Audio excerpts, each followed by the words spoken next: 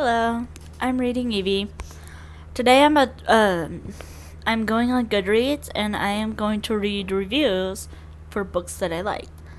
Preferably like the bad reviews or the disagreeing ones. That way I can voice more of an opinion on it versus just like I agree or stuff like that. I am probably going to stick to maybe 5 books. I'm going to do an opposite version of this, reading good reviews of books that I disliked,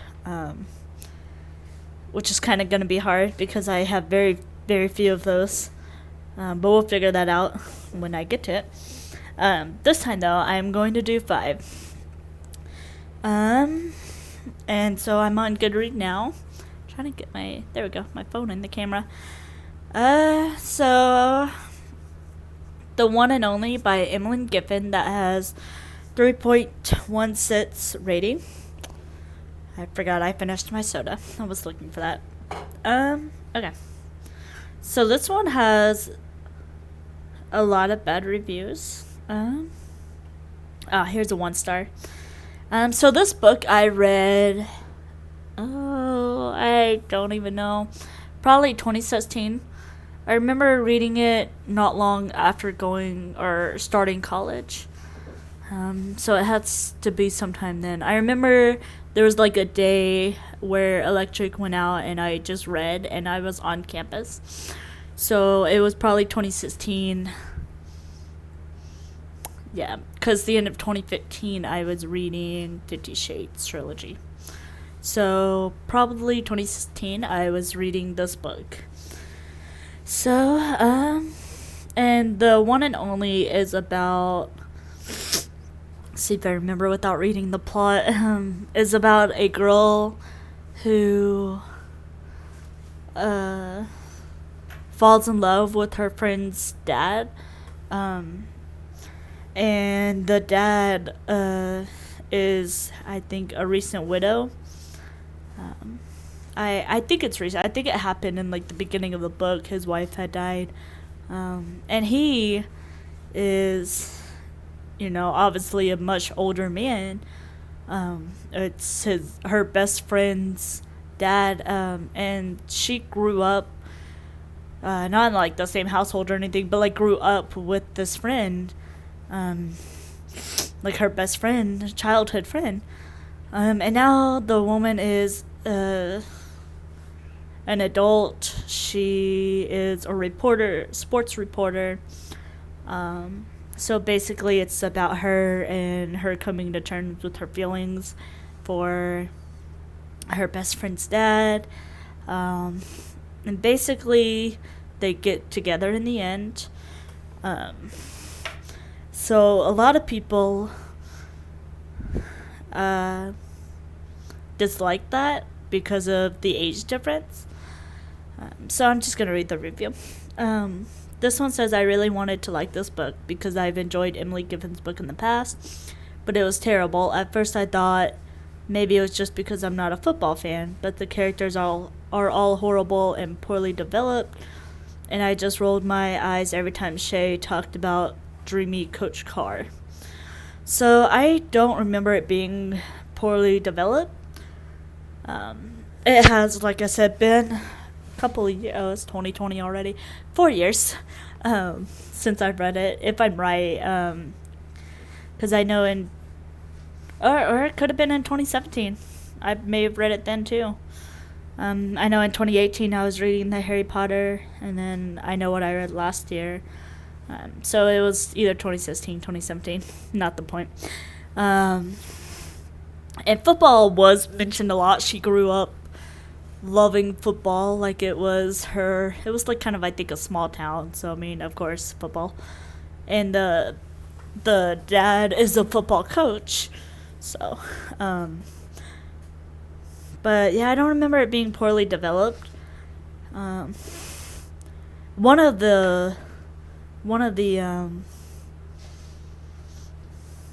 comments on that review is, I thought it was disgusting, very disturbing, Not to mention the Coach Card thing is hello sexual harassment, which I don't agree because he never like harassed her, and she didn't harass him. I didn't mean to say it like that, but it was never really harassment. Like it was like if age difference bothers you, you probably wouldn't enjoy this book.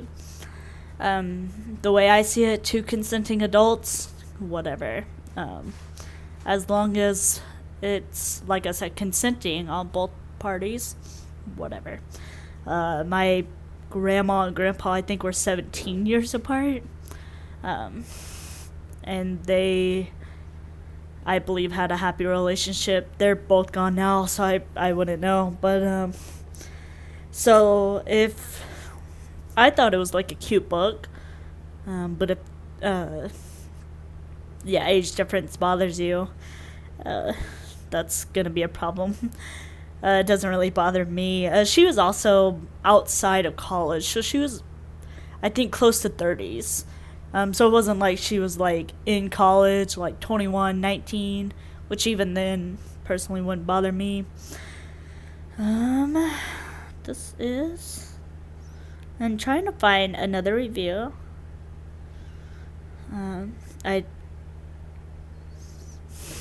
That's a long one. I'm not reading that.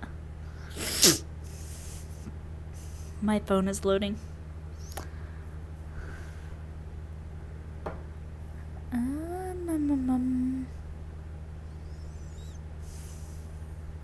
That's basically a repeat of what I just read.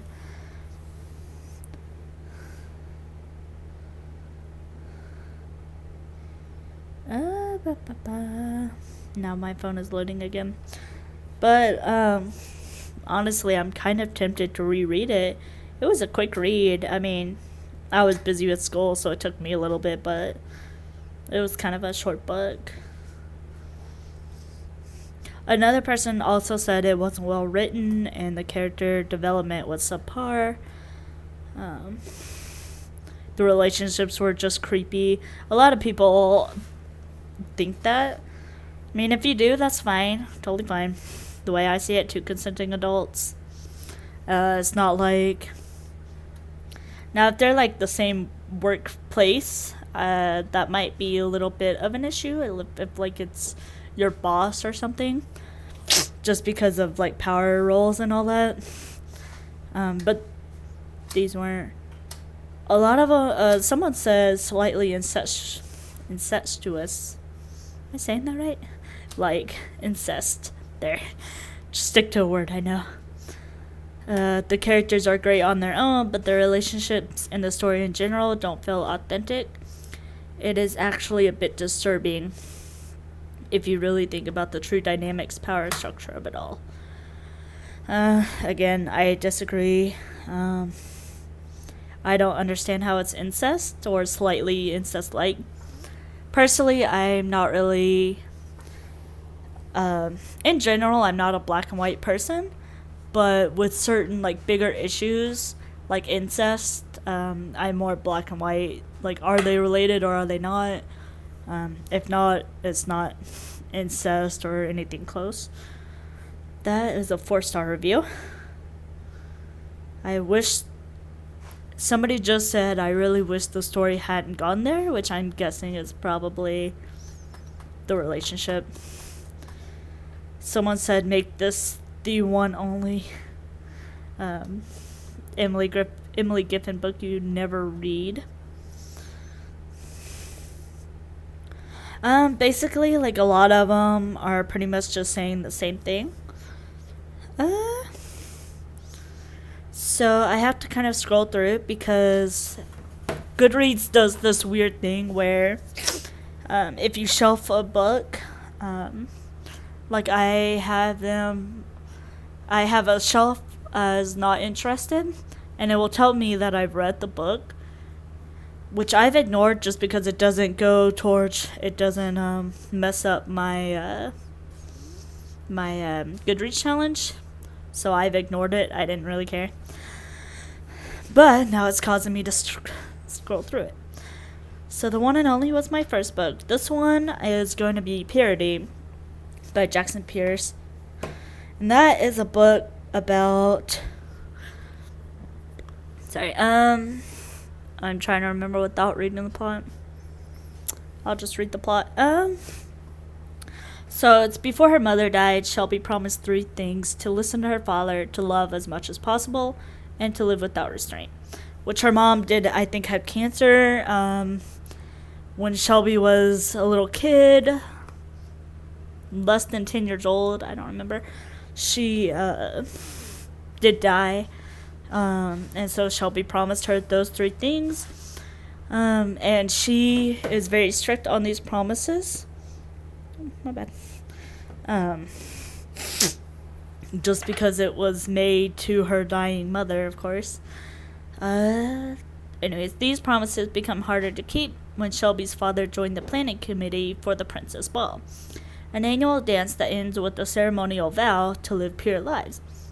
In other words, no bad behavior, no breaking the rules, and definitely no sex. Torn between promise 1 and 3, Shelby makes a decision. Which, if you don't remember, to listen to her father is promise 1, and to live without restraint is promise 3. Shelby makes a decision to exploit a loophole and lose her virginity before taking the vow. But somewhere between failed hookup attempts and helping her dad plan the ball, Shelby starts to understand what her mother really meant, what her father really needs, and who really has the right to her purity. So with this book, I love Jackson Pearce, so I figured I'd like it, but I also didn't think I'd like the plot because I just hate the idea of like those kind of ball dances. I think it's kind of creepy and gross how obsessed parents are with keeping their daughter's virginity. It's a huge double standards because a lot of times they cheer on their son to lose his virginity. So I just not really gonna get into it, but like I just think it's gross and creepy. So for that, I didn't think I'd really enjoy the book, but I did because Shelby kind of thought the same. The main character in the book, obviously, she kind of had the like same view. Sorry, allergies are bugging me today. So this review has 2 stars. I'm waiting for Goodreads to load. It's kind of a long review, so let's see. I'm trying to get the gist of what she dislikes. Da da.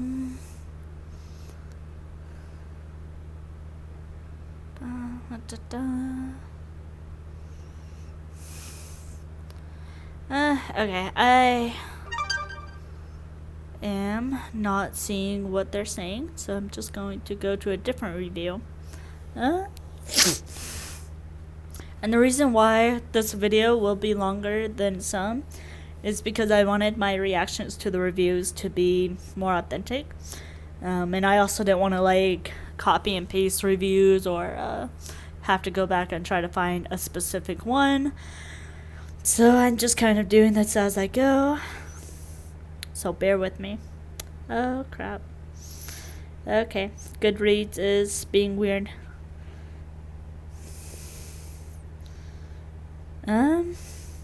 So from what I can see of this review, someone says, I can see where Shelby is coming from. I cannot quite bring myself to agree with her actions in any way.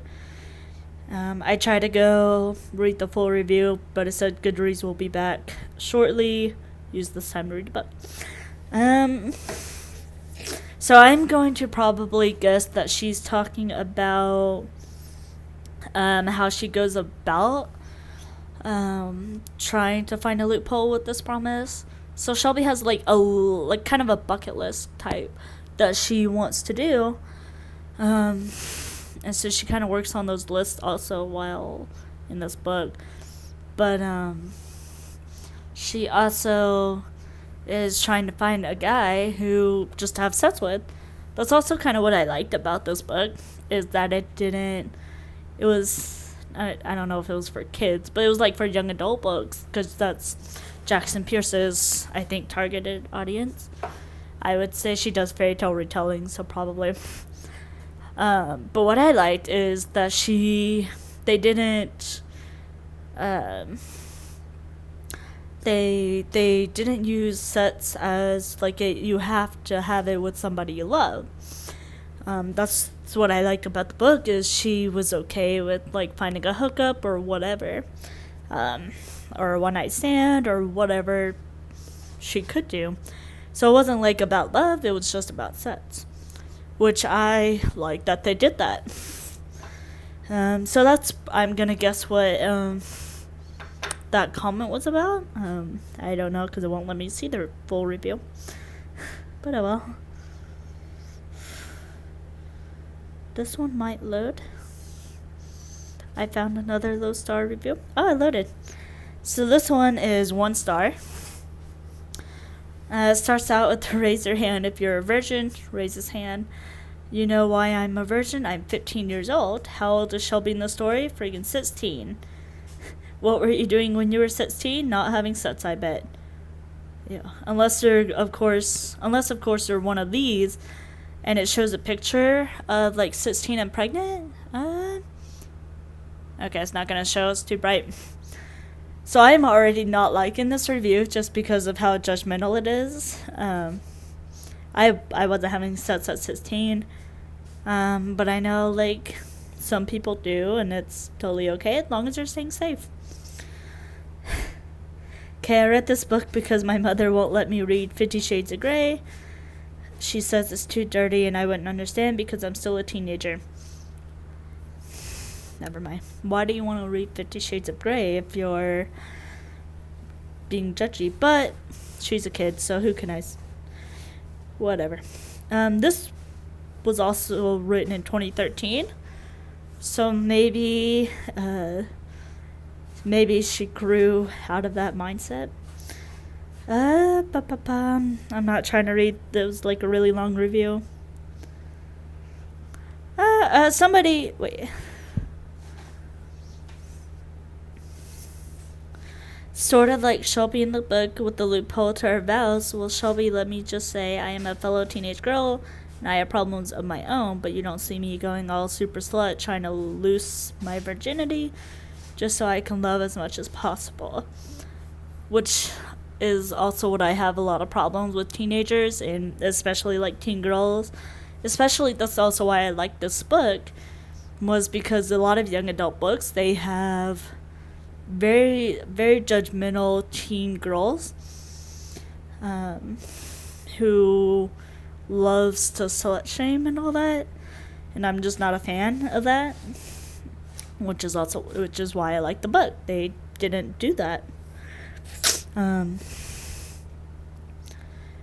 and then there's the fact that the situation could have been easily avoided had Shelby just gone to her father and said directly that she was not interested in doing her princess ball.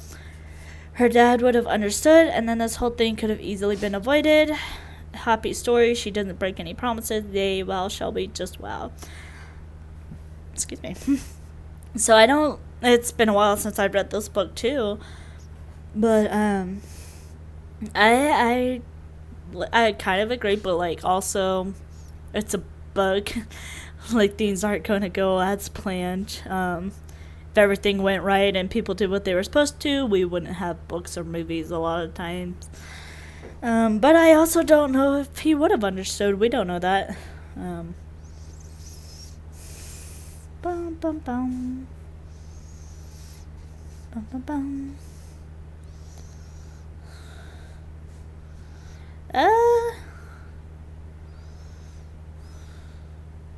Okay, that's pretty much all the review I'm gonna read on that one. It kind of went on.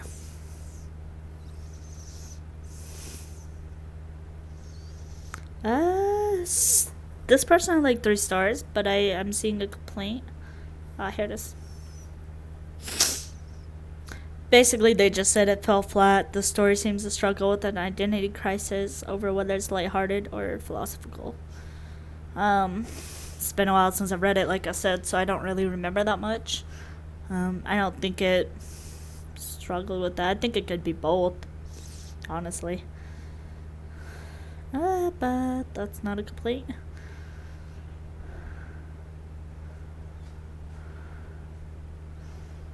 Okay. She kind of liked the book. Oh, here's the 1 star. 2 stars. While the premise was interesting, the execution didn't work, and the messages became very scrambled, jumbled, and ultimately problematic.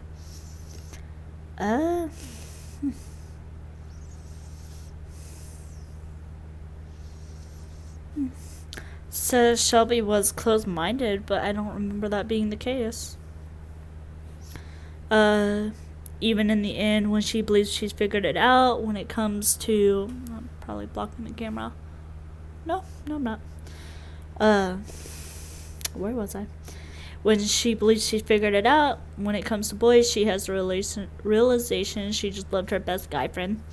Yes, that cliche is in the book. I kind of forgot about that. Even though that was never once settled nor obvious in the story prior to her having sex with the guy who wasn't her best friend, I still didn't find myself believing she got anything out of this. I'm not really sure what she means by that. These are kind of making me want to reread the books I have.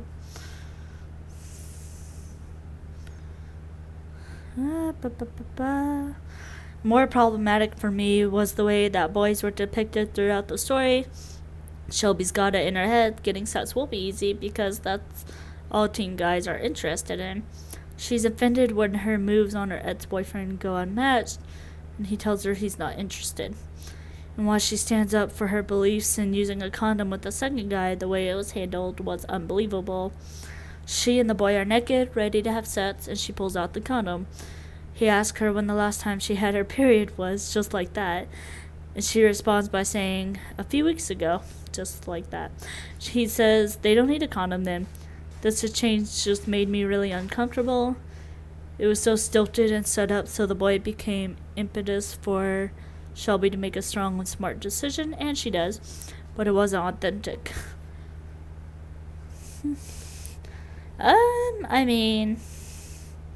I kind of disagree, but a lot of times, just because I know some men will try to go out or go without a condom, so I'm not sure that it's saying that all teen boys are like that. I just think it depicted one person being like that.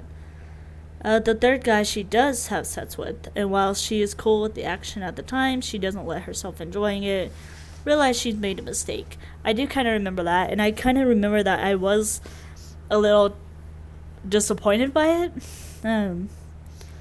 But I guess that's what happens when you've had, like, your hopes up for something. Because it's kind of like when teenagers, when they write stories about them having, sex with the love of their life, it's going to be great, a magical night.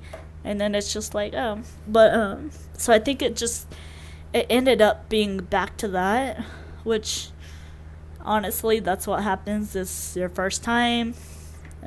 So I think that was kind of bound to happen anyways. It's a believable moment, but it was also when she realizes she wants her best friend. She starts thinking about the fact he's had sex with someone else. Then it turns out the third guy was only having sex with her to get over losing his dad, and thought he'd offer Shelby the opportunity to get some so she could overcome her mom's death.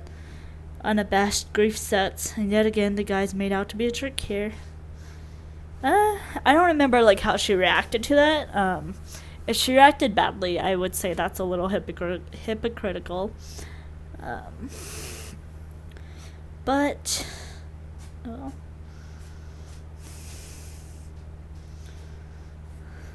okay. It ends with just her saying she likes the ending and she likes the dad of the main character, which I do too. For what I remember. Let's go on. That was the second book. This is gonna be a long video, so trying to scroll to. There's one I read, but I don't really remember. I read that years ago, called The Master Fiddler. A family member found it in a laundry room on vacation. That's why I read it. If it loads. Well, whatever. It's The Master Fiddler by Janet Daly, if you want to check it out. Here's one. The Appearance of Annie Van Sinderen, which I actually just read over the last summer. If I hadn't said it already, it's April 19th today. This video will be posted in May, so. But basically the plot is it's summertime in New York City. An inspiring filmmaker, Wes Ackerman, has just arrived to start his summer term at NYU. While shooting a seance at Psychics, forgot how to read apparently, in the East Village, he meets a mysterious, intoxicatingly beautiful girl named Annie. As they start spending time together, Wes finds himself falling for her, drawn to her rose petal lips and entrancing glow. Wow, I can't read. There's just something about her that he just can't put his finger on. Something far away and otherworldly that compels him to fall even deeper. Annie's from the city, and yet she seems just out of place as Wes feels. Lost in the chaos of the busy city streets, she's been searching for something, a missing ring, and now Annie is running out of time and needs Wes's help. As they search together, Annie and Wes uncover secrets lurking around every corner, secrets that reveal the truth of Annie's dark past. So I liked the book. Like, I didn't really have any problems with it. So I'm trying to see who does have a problem with the book. And it wasn't like a favorite book or anything. Oh, this is 3-star. Might get something out of that.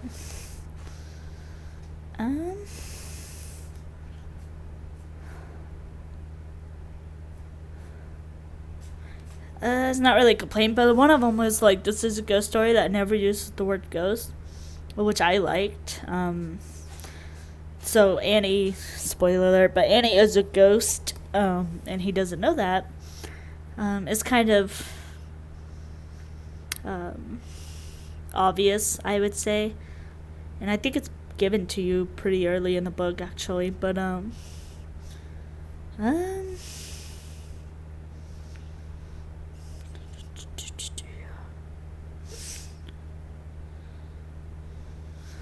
I didn't really see any bad reviews on that. And there's another 3-star. Allergies will be the death of me. Not the coronavirus, but allergies. It loaded. Her previous books, blah blah blah, both had excellent premises, but the stories failed to deliver. The same can be said for this book.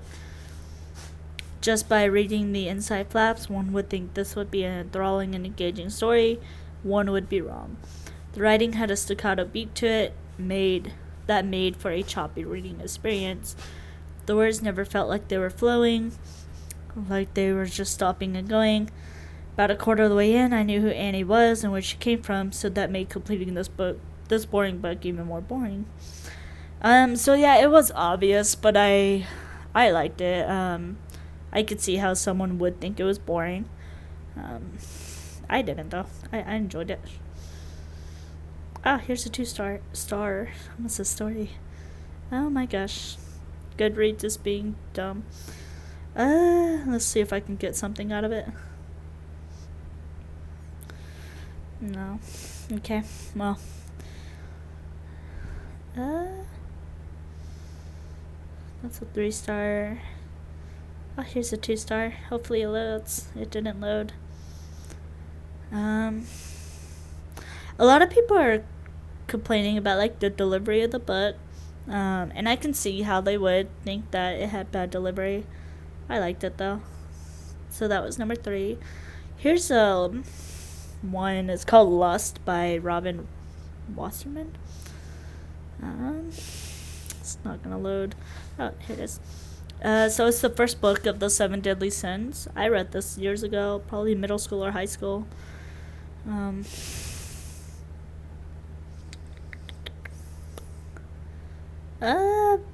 So I'm not going to read that because I don't remember the... Oh, here's New Moon. I remember this one. Okay. I remember that book very well. Oh, gosh. Sorry, the armchair just messed up on this. Waiting on it to load. So New Moon, I won't read the plot of because I'm sure we all know what New Moon is about. Oh, hey. A friend rated it 2-star. Which honestly, New Moon is my least favorite of the series.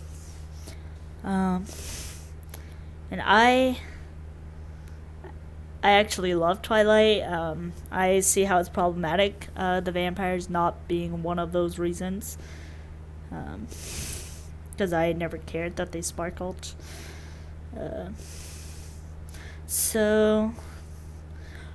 But even though it's my least favorite, I still liked it, and I'm going to read the review. Stephen King once says Stephanie Meyer can't write worth a darn. She's not very good. I couldn't agree more, Stephen. With that, we shall kick off with a joke, which I'm not gonna read.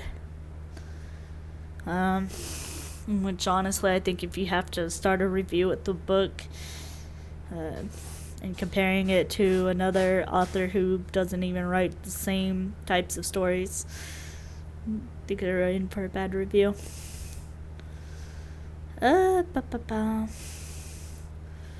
So she's already read it a few times in this review. I think it's a she. I don't know. But I don't know why she's reading it again. Oh gosh, I clicked on something. I clicked a photo. My bad. How is it possible with a book with almost no plot can be so long? 563 pages. They read it back in 2008 and didn't like it, so I'm kind of confused on why they read it again and gave it another review.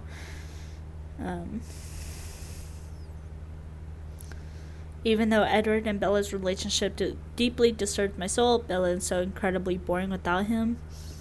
Honestly, at 17, I was boring too. Same as honestly, right now I'm boring too at 24. Pretty much. So a lot of people do say Bella's boring. Honestly, without the boy, I spent my time basically doing the same thing. Just went home, did homework, watched some TV, and read. So I can't really complain about a character being boring. This is just telling the plot of her 18th birthday and the party.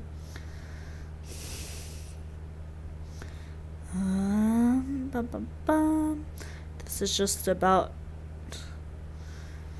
him talking about... Oh, wait.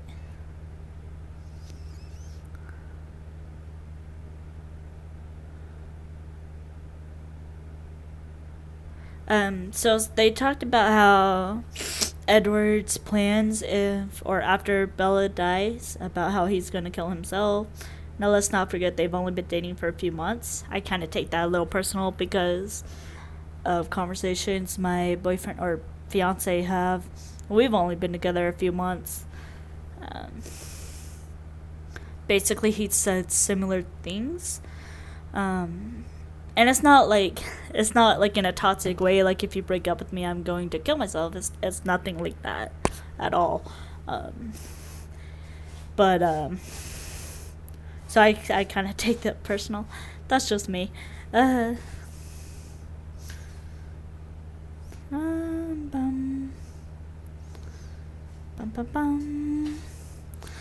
She's pretty much just reliving the plot right now.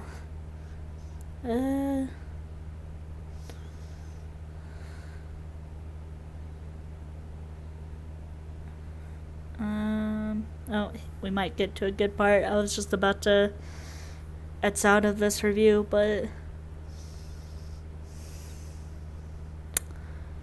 So they like reread a line about how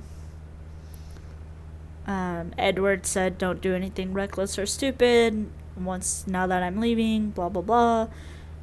And she says, "Wow, really? You're just gonna let him order you around like that? How about you look after yourself for you first, everyone else second?" Because he mentioned Charlie. Awesome, Bells. Can I call you Bells? Not only do you have zero self-preservation skills, but also no self-confidence. Basically, like, she is 17.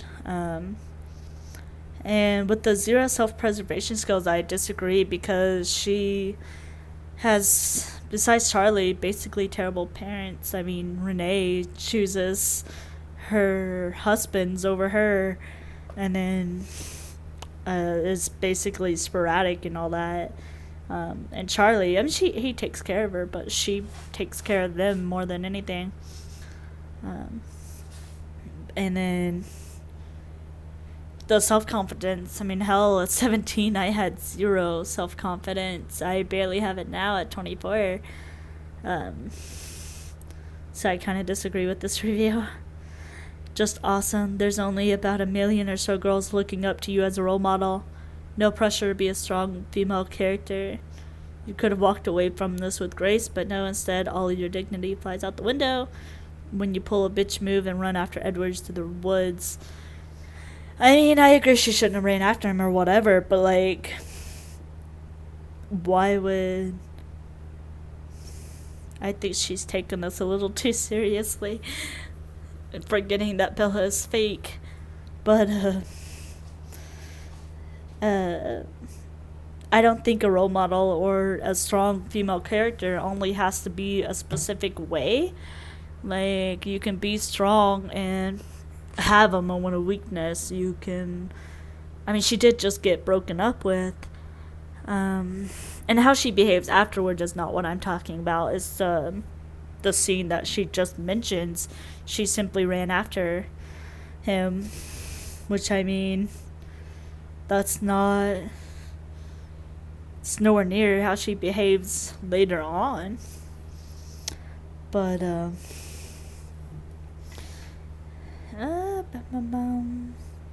I'm kind of done with this review.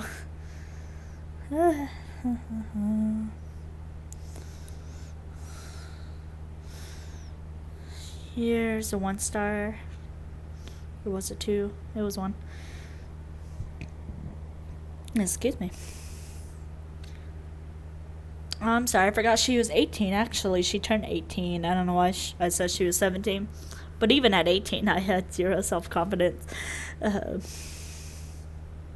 And also, if you're relying on an 18-year-old girl to be your role model and to be such a strong character, you're kind of looking in the wrong places.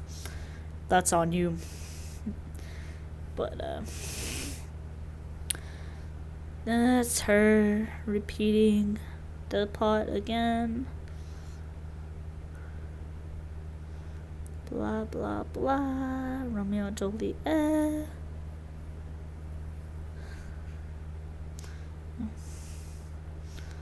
Blah, blah, blah. It's talking about the birthday party. Him leaving.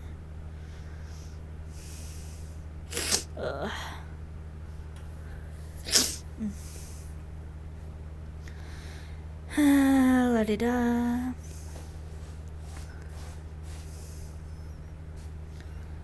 They're basically not saying anything other than the plot in this review.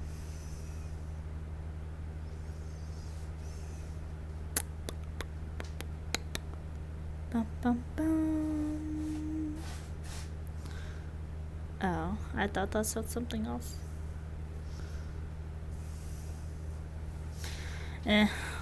The review is basically just a repeat of the plot. Here's a 1 star. This will be the last review I read for New Moon, and then we'll move on to the 5th book.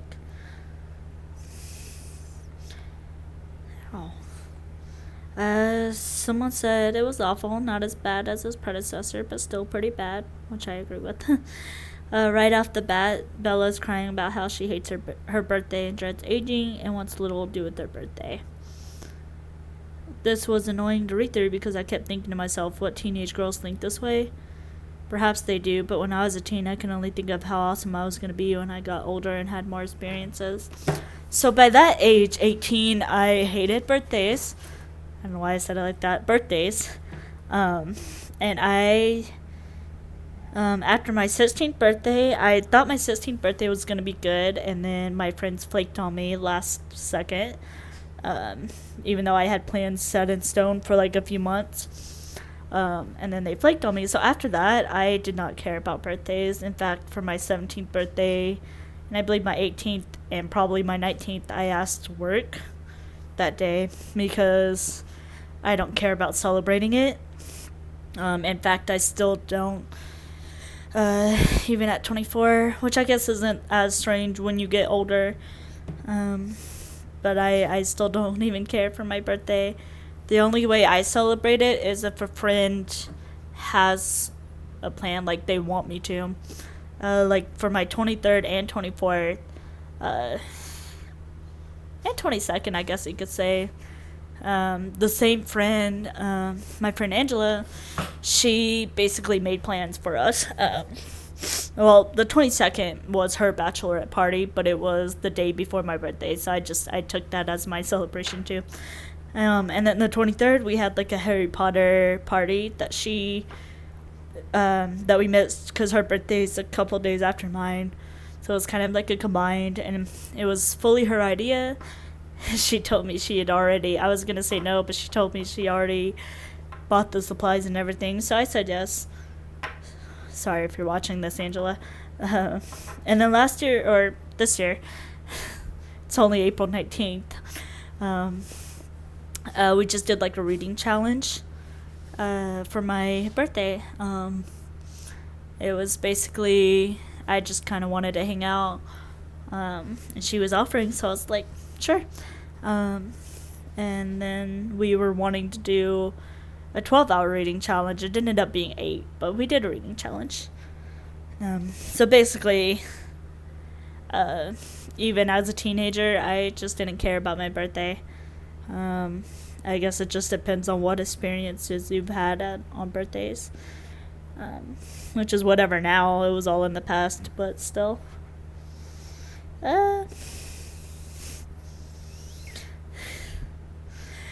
Supposed to read. So it says, skip to the party. She cuts herself and a unicorn cries. She is suddenly alone on the 4th floor. I think that's a funny way of describing it. Blah, blah, blah. That's basically another repeat of the plot. Bum, bum, bum. Oh, Jacob. Oh, okay. Sorry, I reread a name.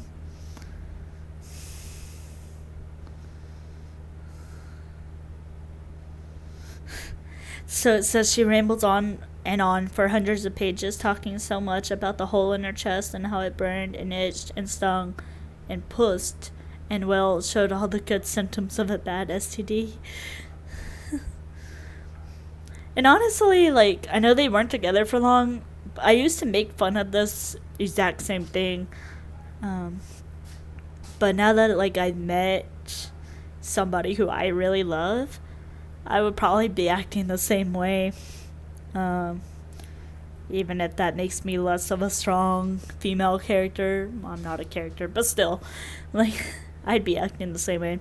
And I know they didn't know each other long, but, yeah, same. The story continues along at the pace of a bike going uphill with square tires till bam, werewolves. Yeah. Blah, blah, blah. She complains about how Stephanie writes about werewolves, which there's a lot of complaints about how she writes anyway, so not getting into that.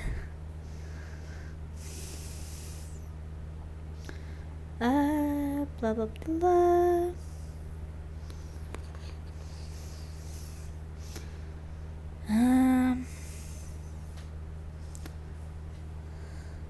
Okay. It's basically all the same complaints we've all heard about Twilight and New Moon and all that crap. Here's one, Don't You Cry. I don't really remember that one, so we're gonna... There's Twilight. I'm not going into Twilight. We're going to read, for the last one, Fathomless by Jackson Pearce. I'm trying to remember which one Fathomless was. I think that was the one that tied in, like, mermaids. I think I'm right. Yeah, I am. Okay. So like I said earlier, this is the same author as Purity. She does fairy tale retellings. And then, so in this one, Celia Reynolds is the youngest in a set of triplets and the one with the least valuable power. So all these triplets have power. One of them, Anne, can see the future. Jane can see the present. While Celia can see is the past. And the past seems so insignificant until Celia meets Lo. Lo doesn't know who she is or who she was. Once a human, she is now almost entirely a creature of the sea. A nymph, an ocean girl, a mermaid. All terms too pretty for the soulless monster she knows she's becoming. Lo clings to shreds of her former self, fighting to remember her past, even as she's tempted to embrace her dark immortality. When a handsome boy named Jude falls off a pier and into the ocean, Celia and Lo works together to rescue him from the waves. The two form a friendship, but soon they find themselves competing for Jude's affection. Lo wants more than that, though. According to Ocean Girls, there's only one way for Lo to earn back her humanity. She must persuade a mortal to love her and steal his soul. So I don't really remember this book all too much. I'm hoping the reviews will bring back some memories like they did with Purity. I remember Celia and Lo didn't know that they both knew Jude. It has 3.62 out of 5 ratings. This is a 3-star. Maybe that'll be... What other readers' reviews found shocking, I found merely amusing. I expected this book to wrap up the other two.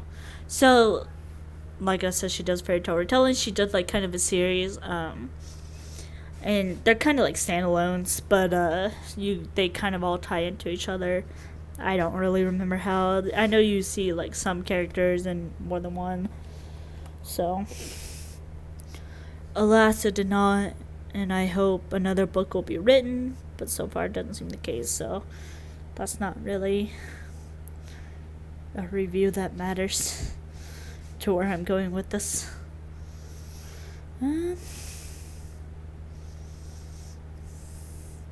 That one. Finally a 2-star. Okay. Review. Come on. So it's basically, Little Mermaid retelling, as the review mentions. The review is basically going over the plot. Blah, blah, blah. Blah, blah, blah.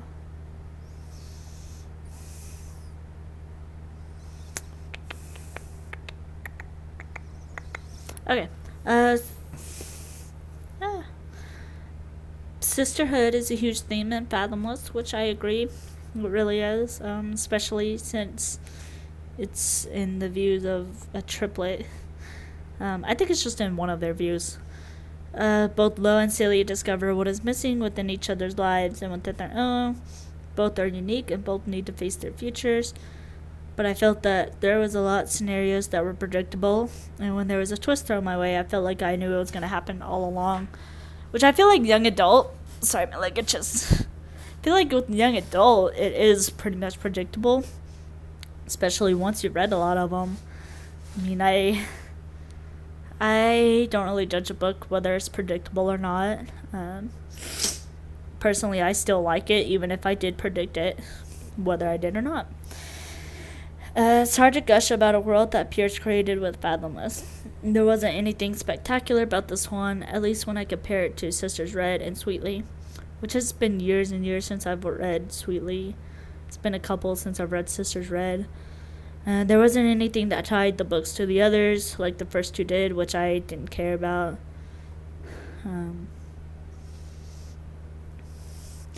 I became too focused on keeping the details straight that I lost sight of what was going on in the story.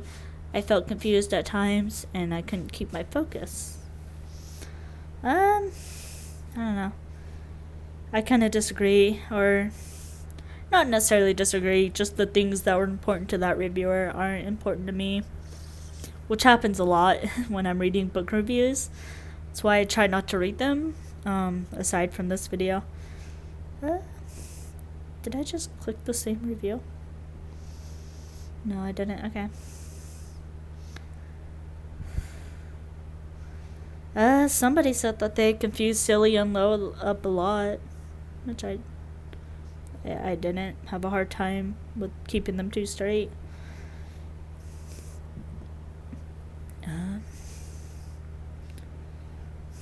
Blah, blah, blah. They said that Celia was whiny, which I don't really remember.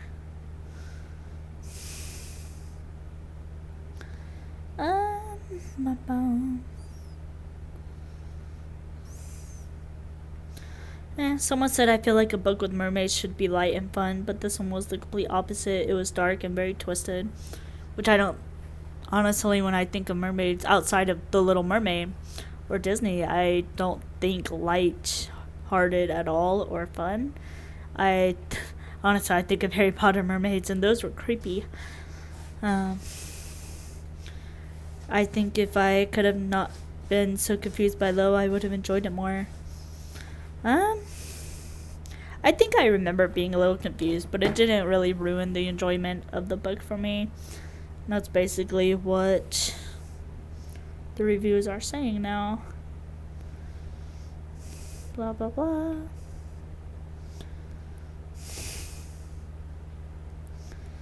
Okay.